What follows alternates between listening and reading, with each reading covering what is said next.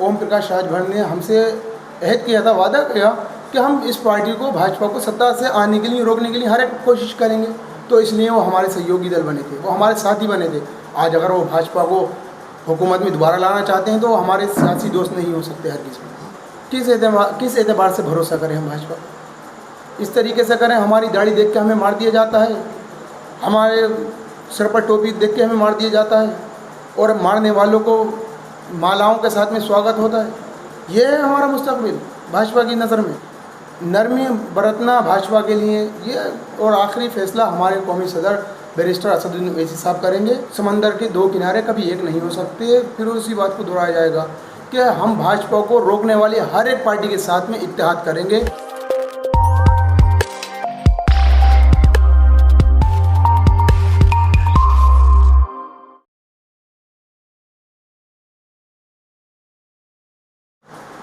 ओम प्रकाश राजभर साहब हों या हमारा भागीदारी संकल्प मोर्चा, हमारे रियासती सदर ने बिल्कुल साफ तौर पर ये जाहिर कर दिया है कि समंदर के दो किनारे कभी एक नहीं हो सकते। ओम प्रकाश राजभर साहब हों या और दिगर की जितने भी हमारे भागीदारी संकल्प मोर्चा में लोग जुड़े थे, उन सबका सिर्फ इरादा भाजपा को रोकने के लिए था। अगर वो आज भाजपा के साथ में जाना चाहते हैं तो हम हरगिज़ नहीं जाएंगे। समंदर के दो किनारे कभी एक नहीं हो सकते। ये अल्फाज हमारे रियासती सदर साहब के हैं और हम उनके साथ में हैं। अच्छा, अब जब ओम प्रकाश राजभर का ये बयान आया है कि बीजेपी से वो मतलब एक तरीके से सॉफ्ट कॉर्नर दिखाया, उसके बाद जो है विरोधी समाजवादी पार्टी लगातार हमला कर रही है, कह रही है अब तो पक्का जो है वैसी बीजेपी के एजेंट है। तो समाजवादी को तो ये सोचना चाहिए पहले इल्ज़ाम लगाने से पहले कि भाजपा के साथ में इत्तेहाद करने के बाद में इख्तिदार का मज़ा किसने लिया है। समाजवादी तो पहले भी इत्तेहाद करने के बाद में हुकूमत बना चुकी है, अक्सरियत में आ चुकी है। तो हमने तो जिस हमारे यहाँ सहयोगी दल ने आज भाजपा के अभी तक क्लियर नहीं हो पाया है मामला। अगर जिस दिन होगा वो अल्लाह बेहतर जाने के जाते हैं ओम प्रकाश राजभर साहब या नहीं जाते हैं, लेकिन आज ही से हमने किनारा कर लिया है कि हम हरगिज़ समंदर के दो किनारे कभी एक नहीं हो सकते। फिर उसी बात को दोहराया जाएगा कि हम भाजपा को रोकने वाली हर एक पार्टी के साथ में इत्तेहाद करेंगे और हम भाजपा को सत्ता से हटाने के लिए, इस मुल्क को बचाने के लिए, इस मुल्क की मईशत को बचाने के लिए, इस मुल्क को बढ़ाने के लिए, इस मुल्क की सरहदों की हिफाजत के लिए, इस मुल्क के नौजवानों को बचाने के लिए, किसानों की आत्महत्या के मामलों को बचाने के लिए, किसानों को बचाने के लिए, दिल्ली की सड़कों पर बैठे किसानों को घर पहुंचाने के लिए हम इस हुकूमत को तख्त से हटाना चाहते हैं। चाहे रियासती हुकूमत हो या मरकज़ी हुकूमत हो, हम दोनों हुकूमतों को हटाने के लिए हमारे इत्तेहाद के बगैर किसी की हुकूमत परवान नहीं चढ़ेगी। और हम जिस दिन हुकूमत में आएंगे तो आज जो अंडानी अंबानी के पैरों की बाज़ेब बनी हुई हैं हुकूमतें, जिस दिन हम हुकूमत में आएंगे तो इनके पैरों में होंगी लोहे की जंजीरें और इनके मुकद्दर को मुस्तकबिल का फ़ैसला करते हुए दिल्ली की सड़कों पर बैठे किसान नज़र आएंगे। ये है हमारी पार्टी की विचारधारा और इंशाल्लाह हमारी पार्टी 2022 में हुकूमत का हिस्सा बनने जा रही है। वो भी राजभर जो है बार-बार कह रहे थे बीजेपी को रोकेंगे और असदुद्दीन ओवैसी भी जो है लगातार वो भी राजभर के कसीदे पढ़ रहे थे। अब किस स्थिति में आ गई है, क्या कहेंगे? हम फिर वो उसी बात को दोबारा दोहराया जाएगा कि ओम प्रकाश राजभर ने हमसे अहद किया था, वादा किया कि हम इस पार्टी को, भाजपा को सत्ता से आने के लिए, रोकने के लिए हर एक कोशिश करेंगे। तो इसलिए वो हमारे सहयोगी दल बने थे, वो हमारे साथी बने थे। आज अगर वो भाजपा को हुकूमत में दोबारा लाना चाहते हैं तो हमारे सियासी दोस्त नहीं हो सकते हर किसी में।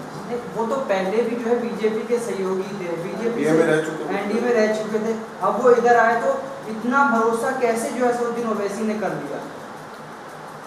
भरोसा किया था। और रही बात एनडीए में तो ये समाजवादी भी हुकूमत बना चुकी है, हुकूमत में रह चुकी है। आज हम समाजवादी से भी कहते हैं इसी बुनियाद पे कि आज मुल्क को बचाने के लिए, अगर हमें मुल्क को बचाना है तो भाजपा को तख्त से हटाना होगा, हुकूमत को बदलना होगा। आसिम मकान साहब कह रहे हैं कि उनके अंदर जो है बीजेपी की बू आ रही है, तो विरोधियों का ये कहना है कि वो बू पहले क्यों नहीं आई? यकीनन उनको बू महसूस अब हुई, उनका अल्फाजों से उस बात की बू महसूस हुई। नरमी बरतना भाजपा के लिए ये, और आखिरी फ़ैसला हमारे कौमी सदर बैरिस्टर असदुद्दीन ओवैसी साहब करेंगे और हम इस मामले पे इतना ही कहेंगे, समंदर के दो किनारे कभी एक नहीं हो सकते। अबू आसिम आज़मी ने कहा है कि समाजवादी पार्टी की हवा में AIMIM साफ हो जाएगी।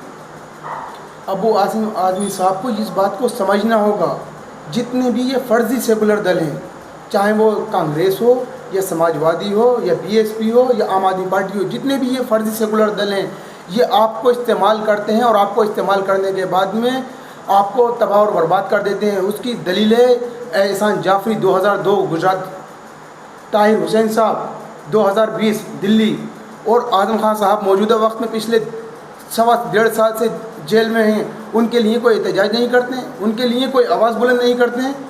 ये जितने भी दल होंगे ये आपका इस्तेमाल करेंगे और आपका इस्तेमाल करने के बाद में आपको दूध में से मक्खी की तरह निकाल के फेंक देंगे। मौजूदा हुकूमत जो है तालीम की दुश्मन है, ये आपके हमारे हाथ में कलम नहीं देखना चाहता,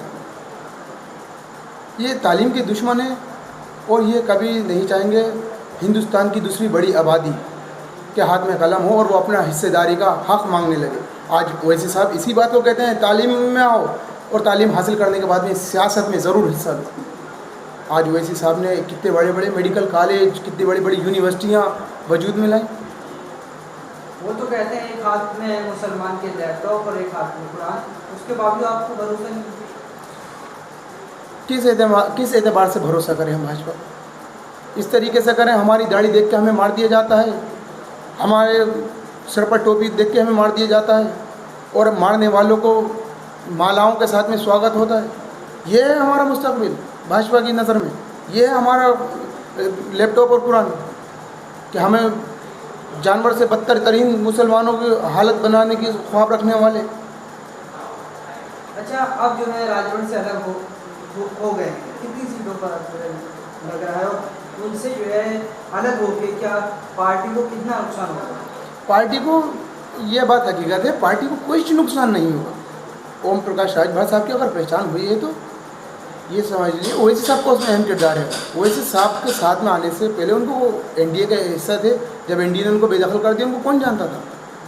लेकिन ओवैसी साहब का हाथ मिलाने के बाद में आज जो उनकी शर्तें कल नहीं मानते थे भाजपा वाले, आज ओवैसी साहब से हाथ मिलाते उनकी शर्तें मिलने लगी, क्योंकि उनको भी एहसास है कि ओवैसी साहब एक बहुत बड़े सियासीदान होंगे और उन बहुत सीटों में फेरो बदल कर सकते हैं ओवैसी साहब, इसमें कोई दो राय नहीं है।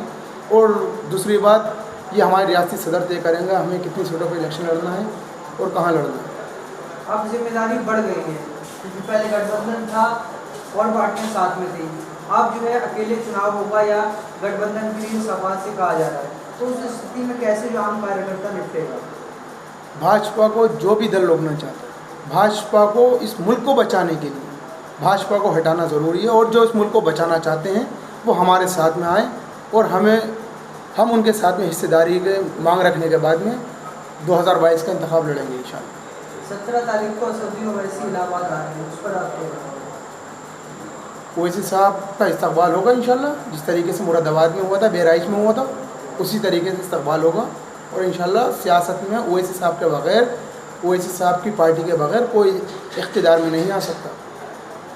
मुरादाबाद रैली के बाद मुरादाबाद के MP सैयद तुफैल हसन ने कहा था कि जो है इस रैली से कोई असर नहीं पड़ने वाला है और सारा मुसलमान समाजवादी पार्टी के साथ है। ST हसन साहब का तो एक ज़िला पंचायत सदस्य है, उनकी बात को नहीं मानता है, वो ऑडियो वायरल हुई थी, उनके तो एक सदस्य उनकी बात नहीं मानता है, वो ओवैसी साहब से उनकी बात की करते हैं।